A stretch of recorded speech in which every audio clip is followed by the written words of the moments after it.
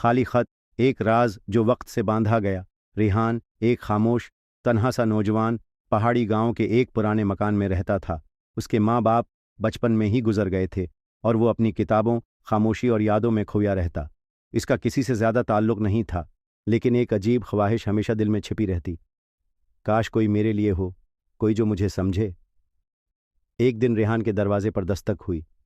बाहर डाकिया था, हाथ में एक पुराना जर्द लिफाफा। ये तुम्हारे लिए है, डाकिया बोला, लेकिन इस पर न कोई पता है, न ही कोई पता है। नाम अजीब है। रेहान ने लिफाफा खोला। अंदर सिर्फ एक खाली सफ़ा था। पहले तो वो हंस पड़ा, किसी का मजाक है। लेकिन अगले दिन फिर वैसा ही लिफाफा आया। फिर तीसरे दिन, हर दिन वही प्रासरार खाली खत जो जैसे किसी अनजाने वक्त से बंधा हुआ हो। न कोई तहरीर, न कोई निशान, लेकिन उनमें एक महक थी, जैसे किसी बोसीदा याद की खुशबू जो दिल को छू जाती। फिर एक दिन रेहान को एक ख्वाब आया। ख्वाब में उसकी माँ एक दरख्त के नीचे बैठी है, हाथ में एक खत, और कह रही है, सब कुछ खाली नहीं होता बेटा, कभी कभी खामोशी सबसे ज़्यादा बोलती है। सुबह रेहान तेज़ी से वो दरख्त ढूंढने निकला, वही जो ख्वाब में था, गांव से दूर एक सुनसान बाग में। वहां पहुंचा तो बीच पर एक बड़ी उम्र की खातून बैठी थी, जैसे वो उसे ही इंतज़ार कर रही थी। रेहान, उन्होंने मुस्कुराकर कहा, जैसे बरसों बाद किसी गुमशुदा बच्चे को पहचाना हो। आप मुझे जानती हैं?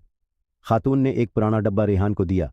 उसमें दर्जनों पुराने खत थे, इनमें से कुछ पर उसकी माँ की महक थी।